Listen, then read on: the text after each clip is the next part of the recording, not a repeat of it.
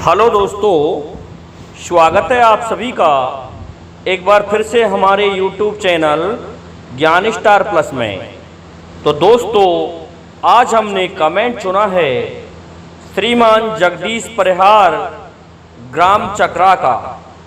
दोस्तों, ये हमारे बहुत ही समझदार, विद्वान और अच्छे सब्सक्राइबर हैं। दोस्तों, इन्होंने लिखा है, बेटा भयो ऐसो हर जाई, जगत माता ते करी लड़ाई, तीनों लोक बचा नहीं पाए, एक तीर में आंख पुरानी। दोस्तों, कथा और जो ये धार्मिक पहेली इन्होंने हमसे पूछी है, बहुत ही सुंदर पौराणिक पहेली है।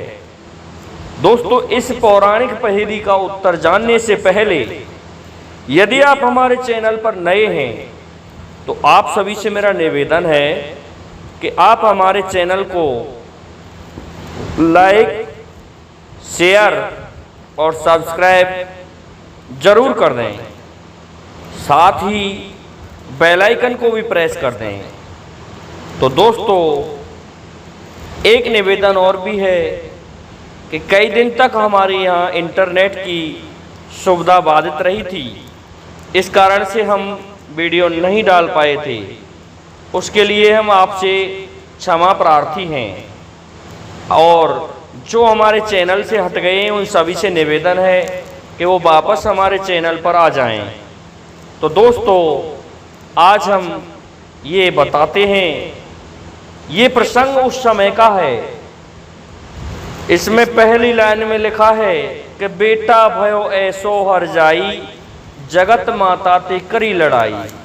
दोस्तों, चलते हैं आपको लेकर के हम भस्मासुर प्रसंग पर। भस्मासुर भगवान शिव और माता पार्वती का ही पुत्र था।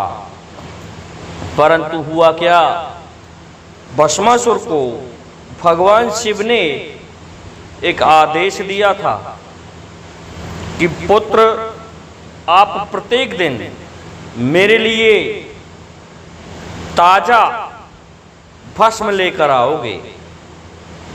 तो प्रत्येक दिन भस्मासुर भगवान शिव को भस्म लेने के लिए जाया करता था। अब इस बात से भस्मासुर को एक दिन कहीं पर भी भस्म नहीं मिली।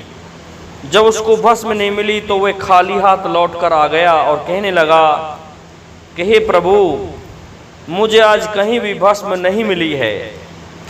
इसलिए आपसे मेरा निवेदन है कि आप मुझे कोई ऐसा वरदान दें जिससे कि मैं आपके लिए ताजा भस्म ला सकूं। तो भगवान शिव तो अटल वरदानी थे। उन्होंने कहा कि ठीक है, तुम जिसके भी सर पर हाथ रख दोगे वह जलकर भस्म हो जाएगा, और तुम उस भस्मी को मेरे लिए लेते आना। दोस्तों, कुछ एक पुराणों में इस प्रकार से भी मिलती है ये कथा कि उन्होंने, भगवान शिव ने अपना जो भस्म कड़ा था वो इसको उतार कर दिया था कि इस कड़े को धारण कर लो और इस कड़े को आप जिसके भी सर पर फिरा दोगे वह भस्म हो जाएगा। लेकिन दोस्तों, था तो वह वरदान ही। अब क्या होता है, भस्मासुर ने तो वरदान प्राप्त होते ही वह तो उस शक्ति का दुरुपयोग करने लगा और भगवान शिव से ही कहने लगा कि हे भस्मधारी, अब मैं तुम्हें भस्म लेकर के नहीं आऊँगा, अब मैं तुम्हें ही भस्म कर देता हूँ और तुम्हारी पत्नी पार्वती को मैं अब मेरे यहाँ रखूँगा, मेरे महलों में रखूँगा। इस प्रकार की बात वह कहने लगा तो भगवान शिव आश्चर्यचकित हो गए और भगवान शिव वहाँ से अदृश्य होकर के भागने लगे। माता पार्वती भी वहाँ से अदृश्य होकर के भाग जाती हैं। तो दोस्तों, इस प्रकार से उस दैत्य ने तीनों लोकों में त्राहि त्राहि मचा दी।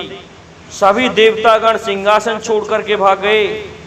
अब तो तीनों लोकों पर उस भस्मासुर का राज्य हो गया और वह भस्मासुर मनमानी से राज्य कर रहा था और भगवान शिव को भस्म करने के लिए उसके पीछे पीछे भाग रहा था। भगवान शिव भाग जाते हैं, हाथ नहीं आ रहे थे, तीनों लोकों में छिप गए, फिर भी कोई भगवान शिव की मदद नहीं कर रहा था कि उस राक्षस से कोई बचा ले। और माता पार्वती भी तीनों लोकों में दुबक रही थी उस राक्षस के कारण। इस प्रकार से तीनों लोक माता पार्वती की रक्षा नहीं कर पाए, नहीं बचा पाए। अंत में क्या हुआ, जब ये दुर्दशा देखी तो ब्रह्मा और श्री हरि विष्णु सोचने लगे और कहने लगे कि भगवान शिव कितने भोले हैं, वास्तव में ये भोलेनाथ हैं। इन्होंने ऐसे दुष्ट को ये वरदान दे दिया है जिसके कारण इस प्रकार के दुखों को इन्हें भोगना पड़ रहा है। तो भगवान श्री हरि विष्णु ही इसका निराकरण करने के लिए तैयार होते हैं और मोहिनी रूप धारण कर लेते हैं। मोहिनी रूप धारण करके पहुंच जाते हैं और बन जाते हैं एक सुंदर युवती जो कि माता पार्वती से भी ज़्यादा अच्छी थी। तो इस प्रकार से भगवान शिव एक बट के वृक्ष में तब्दील हो जाते हैं, जिसे जम्बू वृक्ष भी कहा जाता है। अब क्या होता है, भस्मासुर को देख करके भगवान शिव युवती रूप धारित किए हुए कहने लगे कि भाई तुम कौन हो। लेकिन जैसे ही भस्मासुर ने मोहिनी स्वरूप को देखा तो वह मोहित हो गया और कहने लगा, हे युवती तुम कौन हो, कि मैं स्वर्गलोक से आई हूँ और मुझे ऐसा युवक चाहिए जो मुझसे शादी कर सके। तो इस बात को सुनकर के भस्मासुर और भी उत्तेजित हो जाता है और कहता है कि तुम मुझसे ही शादी कर लो। तो भगवान श्री हरि कहने लगे कि मैं तुमसे शादी तो कर लूँगा, परंतु ये भस्मासुर एक बात है, मेरी एक शर्त है कि मैं जिस प्रकार से कहूँ उस प्रकार से पहले तुम्हें डांस करना पड़ेगा, नाचना पड़ेगा। मैं जैसे नाचूं तुम वैसे नाचोगे, तभी मैं तुमसे शादी कर सकती हूँ। इस प्रकार से उस वट के वृक्ष के नीचे मोहिनी स्वरूप श्री हरि विष्णु और भस्मासुर नृत्य कर रहे थे।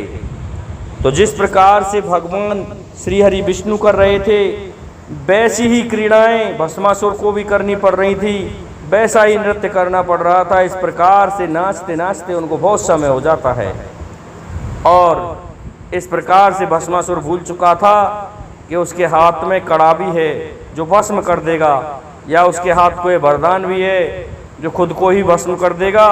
तो भगवान श्री हरि विष्णु ने नाचते नाचते अपने हाथ को अपने सिर से ऊपर से निकाला, वैसे ही भस्मासुर ने भी निकाला। और क्या हुआ दोस्तों, भस्मासुर जल करके भस्म हो जाता है। और दोस्तों कहते हैं कि एक तीर में आँख पुरानी, अर्थात उसी तीर में भस्मासुर जल करके भस्म हो गया। फिर भगवान श्री हरि विष्णु अपने रूप में आ गए। भगवान शिव भी अपने असली स्वरूप में आते हैं और कहते हैं कि हे भगवान शिव, आप इस तरह के वरदान दुष्टों को मत दिया करो। तो हे श्रीमान जगदीश प्रहार जी, ये पहेली इस जगह पर भी लगती है कि बेटा भयो ऐसो हर जाई, जगत माता ते करी लड़ाई, तीनों लोक बचा नहीं पाए, एक तीर में आँख पुरानी। दोस्तों ये दूसरी जगह अंधकासुर पर भी लगती है। अंधक भी भगवान शिव का ही पुत्र था। अंधक ने भी इसी प्रकार से तपस्या करके अपने नेत्रों को प्राप्त कर लिया था और फिर उसने भगवान शिव पर ही चढ़ाई कर दी माता पार्वती को प्राप्त करने के लिए। लेकिन भगवान शिव ने उसे त्रिशूल पर उल्टा लटका दिया। कहते हैं एक तीर में आँख पुरानी, उसकी वही आँख पुरानी कर दी। लेकिन वह तो भगवान शिव से प्रार्थना करके क्षमा याचना करके वापस भगवान शिव ने बख्श दिया था। परंतु दोस्तों ये कथा तो भस्मासुर पर ही लगती है। ये जो पहेली है तो कहा है कि बेटा भयो ऐसो हर जाई, जगत माता ते करी लड़ाई, तीनों लोक बचा नहीं पाए, एक तीर में आंख पुरानी।